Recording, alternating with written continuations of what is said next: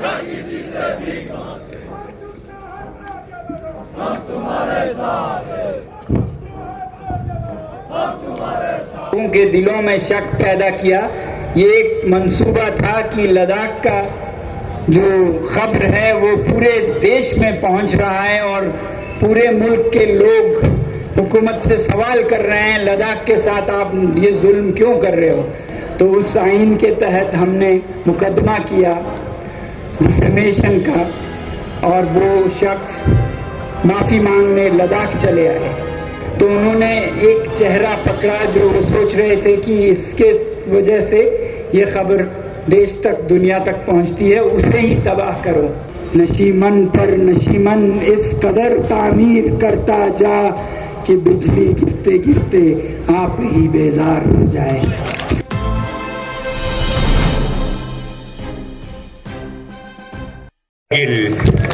या जुले और वक्त का कम इस्तेमाल करते हुए मैं कारगिल के सारे रहनुमाओं को और आवाम को और ले से आए सारे रहनुमा जो यहाँ आए हैं उन सब का शुक्रिया करता हूँ कि आज आप लोगों ने ये मुनक्कद की, जिसमें हम एक साथ मिल पाए, दिल के दर्द दुख बांट पाए।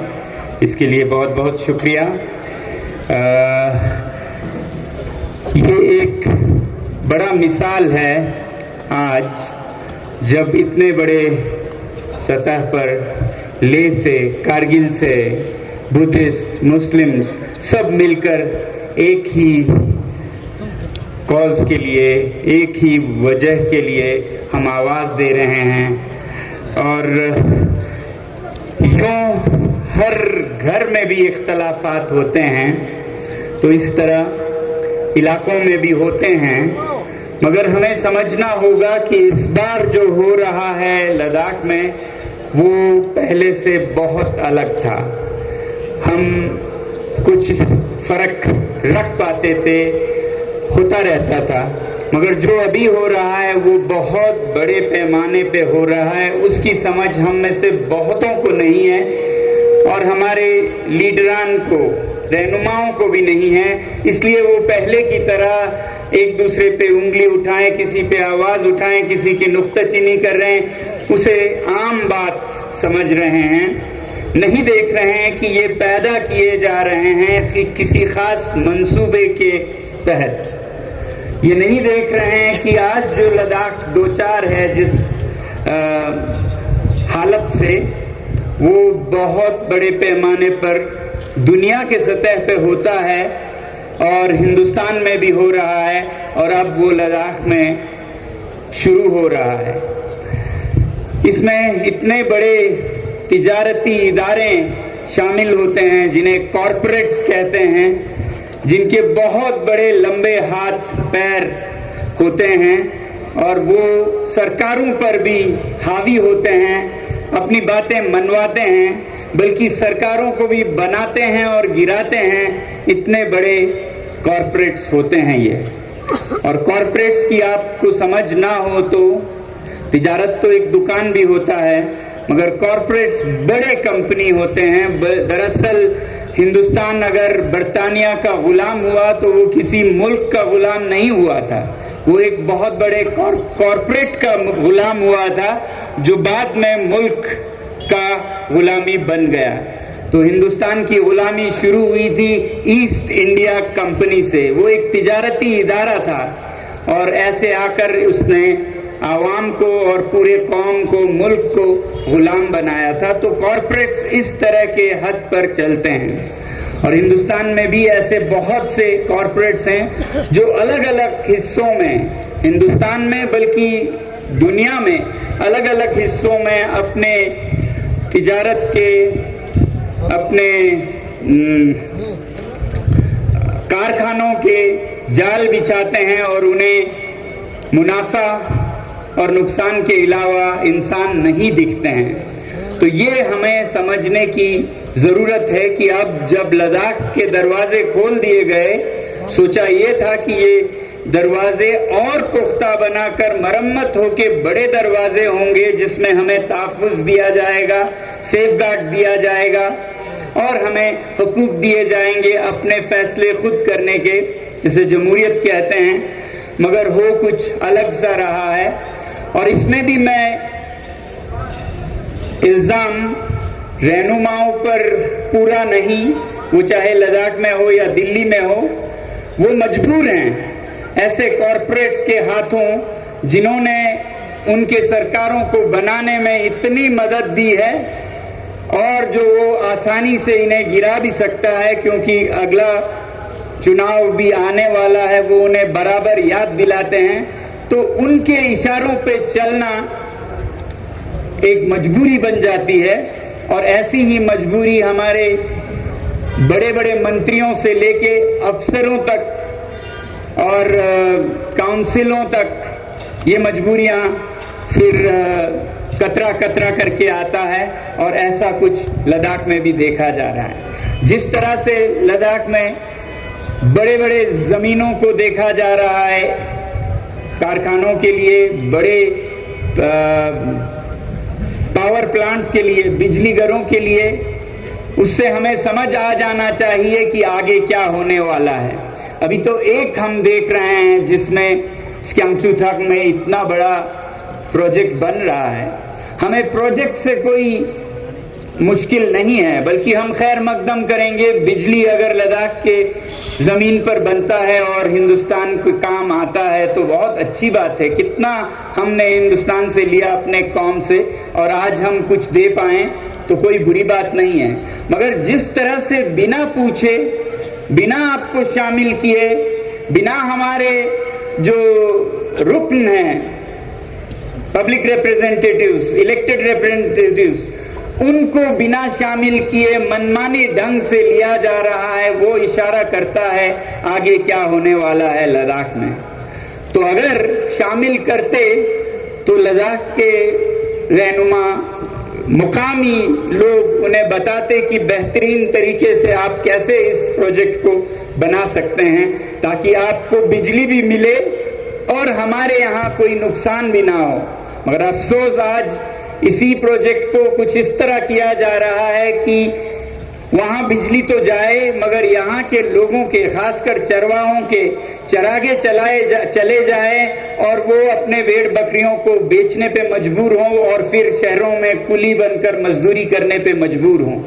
और ये कोई आम चरवाहे नहीं हैं, ये वो चरवाहे हैं जो दुनिया के बेहतरीन रेशा, जिसे पश्मीना कहा जाता है, और पश्मीनाओं में भी बेहतरीन पश्मीना इसी इलाके में निकलता है, जिसे स्क्यांगचुथांग कहा जाता है, रुपशो खरनक कहा जाता है। तो उनको बेघर करके आप एक नया घर बनाएंगे तो वो घर कितना पाप का, गुनह का होगा, कितना स्वाब का होगा, आप समझ सकते हैं। इसे उर्दू में अहमद के सिर पर मोहम्मद की टोपी कहते हैं। तो ये क्या मतलब हुआ? किसी को टोपी दे रहे हैं दूसरे का निकाल के।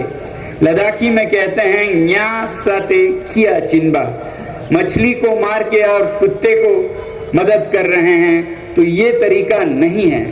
तो ऐसे इदारे और आएंगे, और ये सिर्फ लद्दाख में नहीं हो रहा है। कहा जा रहा है एक खास कॉरपोरेट है जो बहुत खास है हमारे सरकार की, वो तकरीबन तय है ये बिजली का बड़ा प्रोजेक्ट भी ले जाएंगे। और उनका अगर हिस्ट्री देखें तो मैं हैरान हुआ, हर जगह उनके करतूतों के जो तबाही है वो दिखने को मिलता है। मैंने ये राजस्थान में जाके देखा कि इसी कंपनी के ठीक लद्दाख की तरह ही सोलर प्रोजेक्ट्स बन रहे हैं, और वहाँ पर भी चरवाहों को बेघर किया जा रहा है। रहने वाले जंगल में जो हैं उन्हें बेघर किया जा रहा है, और वो बिल्कुल इसी तरह एहतिजाज कर रहे हैं, धरने पे बैठ रहे हैं, अनशन कर रहे हैं। फर्क एक ये देखा कि वहाँ पर लोगों ने अपने पार्टी को भी कुर्बान किया और निकल के आके लोगों के साथ लड़ने के लिए तैयार हुए और वो आज उस मुहिम को चला रहे हैं, तो उसलिए उम्मीद भी दिखती है वहाँ। ऐसा ही लद्दाख में भी होनी चाहिए कि आज के मफाद को ना देख के तवील मुद्दत के लिए, आने वाले पीढ़ियों के लिए क्या होगा उसे देखते हुए हम अपना एक कदम लें, भले ही उसके लिए हमें अपना कुर्सी या पार्टी छोड़ना पड़े, मगर लद्दाख को महफूज रखने के लिए कुर्बानियां देनी होंगी। ये हमें सीखने की ज़रूरत है। तो यही गुजरात में हो रहा है, जहां बिल्कुल जो हिंदुस्तान और पाकिस्तान का सरहद है, वहां पर जो आज तक नहीं हुआ है वो ज़मीन है जो कि फौज के लिए रखा हुआ है ताकि उन्हें जंग में काम आए। वो ज़मीनें भी इसी कॉरपोरेशन को दिए जा रहे हैं और लोगों को बेघर किए जा रहे हैं, उनके भेड़ बकरी, उनकी ज़िंदगी तबाह हो रही है। तो ये गुजरात में दिख रहा है, ये राजस्थान में दिख रहा है, ऐसा ही कुछ हसदेव के जंगलों में दिख रहा है, जहां इसी कंपनी को कोयले के खदान देने के लिए दरख्तों को काटा जा रहा है, कबीलों को भगाया जा रहा है, और इसमें सरकार साथ है इस कंपनी के, और वो मजबूरी में साथ है क्योंकि उन्हीं के मदद से वो अगर सरकार में आए और उनके मदद के बिना वो गिर जाएं तो वो मजबूर हो जाते हैं। ऐसा ही कुछ निकोबार आइलैंड में हो रहा है, जहां बड़ा शहर बनाने के लिए इसी कंपनी का लोगों को भगाया जा रहा है, पेड़ों को काटा जा रहा है। इनकी तबाही के मंजर हर तरफ है हिंदुस्तान में। तो ऐसा ही कुछ जब लद्दाख में हो रहा है तो हमें इनसे सीखना होगा और मुत्तहिद होकर एक जद्दोजहद करनी होगी। और जो इस तरह के हालात हैं, खासकर पसमानदा कबीलों के साथ, ट्राइबल लोगों के साथ, ये नया नहीं है। इसका नज़ारा हमारे हिंदुस्तान के जो रहनुमा थे, लीडर्स थे, उन्होंने आज़ादी के वक्त ही देख लिया था। उन्हें मालूम था कि अगर दूर दराज के ये जो कबाइल हैं, ट्राइबल्स हैं, पसमानदा हैं, उन्हें इल्म नहीं है शहरों के पेचीदियों का, तिजारत के, ताजिरों के चाल चलन का, तो उन्हें महफूज रखना होगा, उन्हें तहफ़्फ़ुज़ देनी होगी। इसीलिए जब भारत की आईन बन रही थी तो ख़ास एक कमेटी बिठाई गई जनाब बोर्दोलोई के सदारत में, और उन्होंने इस पर देखा कि कैसे हम इन ट्राइबल्स को बचाएं ऐसे शहर के लोगों से जो इन्हें बेघर कर देंगे। और इसके बाद आईन में एक नया शेड्यूल लाया गया, उसे कहते हैं 6th शेड्यूल और 5th शेड्यूल। 6th शेड्यूल पहाड़ों में रहने वाले लोगों के लिए, खासकर नॉर्थ ईस्ट में लाया गया। 5th शेड्यूल बाकी हिंदुस्तान में जहाँ ऐसे कबीले रहते हैं उन्हें बचाने के लिए। तो ये शेड्यूल कोई हमारा बनाया नहीं है, ये 6th शेड्यूल हमारे आईन का एक हिस्सा है। भारत माता ने अपने उन बच्चों को महफूज रखने के लिए जो थोड़े कमज़ोर हैं, ये आईन बनाया।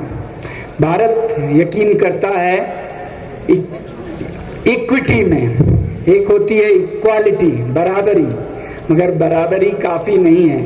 एक तरफ एक बहुत पहलवान बच्चा हो आपका, एक मरीज बच्चा हो, तो समझदार माँ बराबर नहीं देती है दूध, वो कमज़ोर को ज़्यादा देगी, जो पहलवान है उसका कुछ फ़र्क नहीं पड़ेगा। तो वो जब तक दुरुस्त ना हो कमज़ोर को और ज़्यादा दूध देगी। इसे इक्विटी कहते हैं। इक्विटी बहुत समझदारी से हिंदुस्तान ने इसे अपनाया।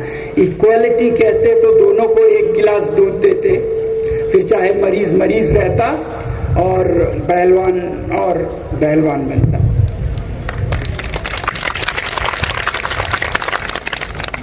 तो हमें फक्र होना चाहिए उस भारत माता पर जिसने ये सब दूरअंदेशी से देखते हुए ऐसे आईन रखा जिसमें कि हमारी हिफाजत हो। और इस आईन को हिफाजत की ज़रूरत है। आज इसी को अब ललकारा जा रहा है। तो 6 शेड्यूल कोई चांद सितारा नहीं है, यह आइन का वो हिस्सा है जो दरअसल देखें तो जमहूरियत ग्रास रूट तक पहुंचाता है। जहां भी ट्राइबल लोग हों उन्हीं को एक काउंसिल दिया जाता है। स्टेट नहीं दे पाए तो काउंसिल, जिस काउंसिल में नुमाइंदों को कानून बनाने का हक होता है। यूँ तो काउंसिल हमारे यहाँ भी है, हिल काउंसिल, दरअसल वो 6 शेड्यूल के काउंसिल की एक नकल है, मगर बहुत ही हल्की सी नकल है, क्योंकि यहाँ कोई कानून बनाने का जिसे लेजिस्लेटिव पावर कहते हैं वो नहीं है, ना ही जुडिशियल पावर है हमारे काउंसिल में। 6 शेड्यूल के काउंसिल में आप अपनी अदालत रख सकते हैं, गांव का अदालत, जिसमें सारे मुकामी केस हल किए जा सकते हैं। तो ये आपको कानून बनाने का हक देता है, ये आपको अपने जुडिशियल अदालत चलाने का हक देता है, और फाइनेंशियल अपने बजट खुद बनाकर खुद इस्तेमाल करने का देता है।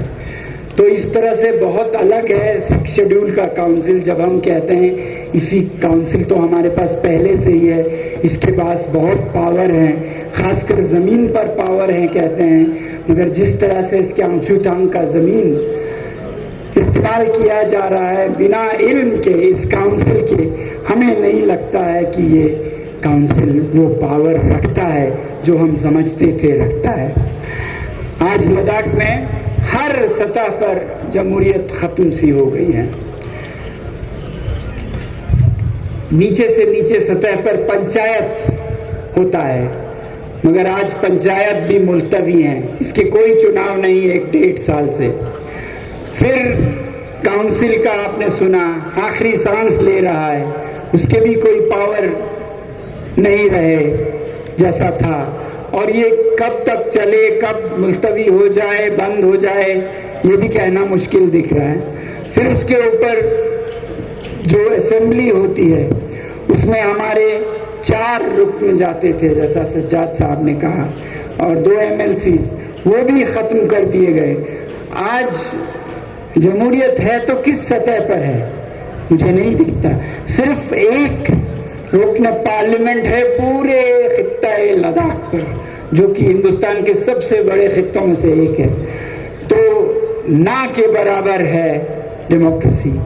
तो मैं इल्तिजा करना चाहूँगा भारत सरकार से कि वो लद्दाख को एक जमहूरी मुल्क की तरह पेश आएं, जैसा उम्मीद हम एक दुनिया के सबसे बड़ी जमहूरियत से उम्मीद कर सकते हैं। आज जो दिख रहा है वो तो दुनिया के सबसे बड़े डिक्टेटरशिप जो कि चीन है उसकी तरह होता जाता दिख रहा है, क्योंकि चीन में भी ऐसे ही कोई हक नहीं है। तो हिंदुस्तान चीन से इसमें बराबरी ना करे, बल्कि मिसाल कायम करे कि वो आखिरी सरहद तक जमहूरियत देता है, अपने अवाम में भरोसा करता है, तब वो अलग होगा और महान होगा भारत दुनिया में, कि वो सच में दुनिया की सबसे बड़ी जमहूरियत है।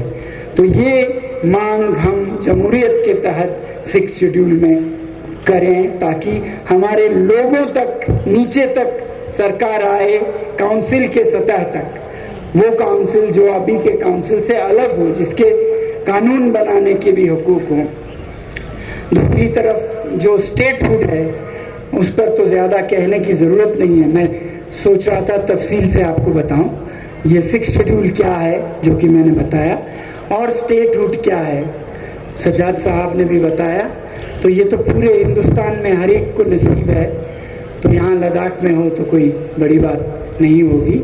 हर इलाके की तरह यहाँ भी असेंबली हो जिसमें चुने हुए रुकन फैसले करे, ना कि एक अफसर जिसे लद्दाख का पता नहीं हो। तो यही कहूँगा, बाकी मैं जश्न मनाता हूँ, मुबारकबाद देता हूँ कि जिस तरह से हमने एक मुत्ताहिद इलाके की तरह लेह और कारगिल मिलकर एक मुस्तैदा कदम रखा, ये जिंदाबाद रहे। मैं कल सिंगापुर का मिसाल दे रहा था कि मज़हब का मतलब फ़िरके वाराना तशद्दुद, अमन का ना होना नहीं है। एक मिसाल है सिंगापुर, जो कि 60 के दशक में हिंदुस्तान से भी बदतर था, माशी तौर पर बहुत पसमानदा था, और फ़िरके वाराना बहुत बड़े बड़े वहाँ पर फसादात हुए। 64 में, फिर 67 में 40-50 लोग मरे फ़िरके वाराना तशद्दुद में, जहाँ मुस्लिम्स तो थे ही, चीनी नस्ल के लोग हैं और फिर हिंदुस्तानी हिंदू नस्ल के भी लोग हैं। मगर उन्होंने 60 के दशक में जो ये तशद्दुद हुए, जिसमें मौत हुई, इससे बहुत जल्द सीखा और आने वाले सालों में इसे बहुत अच्छी तरह से हैंडल किया। और आज सिंगापुर में कभी कोई तशद्दुद की तो बात ही नहीं होती, बल्कि आज वो दुनिया का सबसे अमीर मुल्क बना है। अगर फी नफ्र कितना दौलत है देखें तो दुनिया का एक सबसे बड़ा, सबसे आगे का मुल्क बना है, क्योंकि उन्होंने, उनके लीडरों ने मैं फ़िरके के लोगों को इकट्ठा करके लीडर बनूं ऐसा नहीं सोचा। उन्होंने तब से देखा कि ये ख़तरनाक रास्ता है। इस चीनी जो मूल के लीडर थे, ली क्वान यू, वो एक मिसाल है दुनिया में। हालांकि वो चीनियों के दिल में मुसलमानों के जो मले हैं उनके लिए नफ़रत पैदा करके और हिंदुओं के लिए नफ़रत पैदा करके हमेशा हमेशा सदर बनते, मगर उन्होंने वो रास्ता नहीं चुना।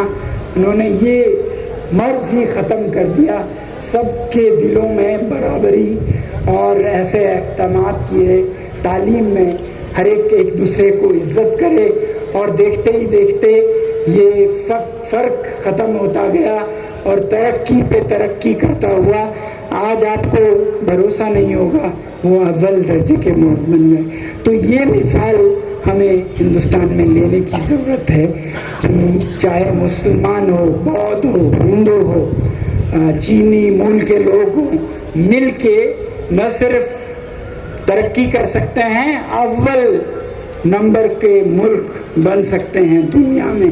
तो ऐसी तरक्की हमारे देश में हो वो हम।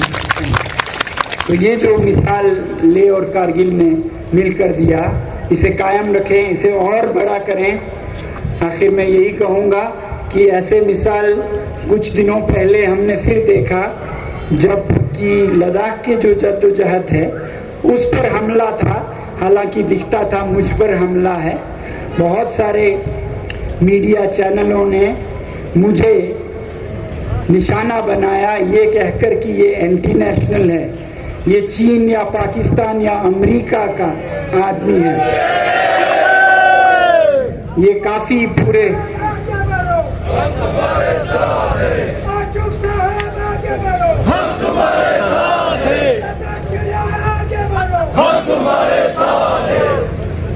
बहुत बहुत शुक्रिया। ऐसे वीडियोस बने जो कि काफ़ी लोगों तक पहुँचे, लोगों के दिलों में शक पैदा किया। ये एक मंसूबा था कि लद्दाख का जो खबर है वो पूरे देश में पहुँच रहा है और पूरे मुल्क के लोग हुकूमत से सवाल कर रहे हैं, लद्दाख के साथ आप ये जुल्म क्यों कर रहे हो। तो उन्होंने एक चेहरा पकड़ा जो वो सोच रहे थे कि इसके वजह से ये खबर देश तक, दुनिया तक पहुंचती है, उसे ही तबाह करो। मगर फिर हिंदुस्तान में ऐसे करने वाले लोग हैं, तो यहाँ अदालत भी है, आईन भी है। तो उस आईन के तहत हमने मुकदमा किया डिफेमेशन का, और वो शख्स माफ़ी मांगने लद्दाख चले आए। आप लोगों ने देखा भी होगा। और कहना ये था कि उस मुकदमे में जो सबसे बड़ा रोल था, हालांकि आदमी लेह का था, बुद्धिस्ट था, मगर सबसे बड़ा रोल हमारे वकील मुस्तफ़ा हाजी साहब थे। जो कारगिल के हैं। और खूबसूरती देखिए हम आहंगी का, एपेक्स बॉडी के एपेक्स बॉडी के वकील कारगिल के मुस्तफ़ा साहब हैं।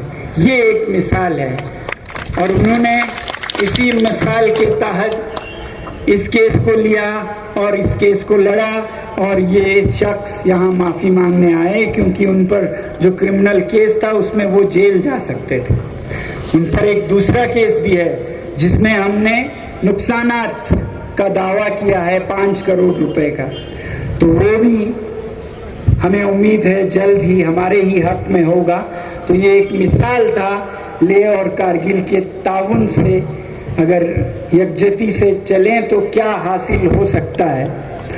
हालांकि हाजी मुस्तफ़ा साहब ने कभी इस वकालत का कोई कीमत नहीं मांगा, एपेक्स बॉडी से भी नहीं मांगा, मगर मैं खुद सोचता हूँ कि जहाँ जो फ़र्ज़ है वो अदा करनी चाहिए। तो इसलिए मैं आज यहाँ कहना चाहूँगा कि एपेक्स बॉडी के लिए भी उन्होंने बहुत काम किया, अपना वक्त दिया और इस मुकदमे में भी जो कि लद्दाख का था, एपेक्स का था, केडीए का भी था और मेरा भी था। तो इसमें मैं चाहता हूँ कि अगर सच्चाई पे चलें तो उनको जो दे सकता है वो उनका फीस दे। तो इसलिए मैं उनको ज़रूरत नहीं है, उन्होंने मना किया है, मैं इसे एपेक्स बॉडी को कबूल करने को कहूँगा ताकि वो एपेक्स बॉडी के तरफ से उनको दे और उनकी तरफ से केडीए में जो ज़रूरतें होती हैं उसे पूरा करने में ये लगाए सरमाए की तरह। तो ये 1 लाख रुपए का जो वकालत का खर्चा है वो आज मैं सौंपना चाहूँगा, जिसमें से आधा उनके आने जाने के खर्चे पे हो और आधे आपके केडीए में जो लोगों के लिए इस तरह के इजलास मुनक्कद करने में खर्चे होते हों उन पर लगाएं। शुक्रिया। बाकी आखिर में हमें उम्मीद है कि ये जो डराने धमकाने की जो हथकंडे हाल फिलहाल में शुरू कर रहे हैं वो बदलेंगे, क्योंकि एक नज़ारा उन्होंने कल देखा किस तरह से एकजुट होकर आप लोगों ने प्रेस कॉन्फ्रेंस की, हमें लेने आए। इससे ये अभी तक तो टल गया है और ऐसी जुर्रत आगे भी नहीं करेंगे और करेंगे भी तो इससे फ़ायदा हमारे इस मुहिम का ही होगा। तो जिस तरह से कल हम सब एक साथ थे उससे हौसला तो बढ़ा ही, बल्कि मैं ये कहना चाहता हूँ कि मेरा ही नहीं किसी भी एक नौजवान का जो जिसका कोई हैसियत नहीं हो उसको भी डराया जाए धमकाया जाए तो हम सबको निकल कर उसके तहफ़्फ़ुज़ के लिए आना होगा, ये हमें करना होगा। शुक्रिया। मैं ज़्यादा वक्त नहीं लूँगा, बस आप सभी से कहूँगा, सरकार से भी कहूँगा कि हम रुकने वाले नहीं हैं, चाहे जितने भी मुश्किलातें आएँ। जैसा कहते हैं नशीमन पर नशीमन इस कदर तामीर करता जा कि बिजली गिरते गिरते आप ही बेजार हो जाए। शुक्रिया।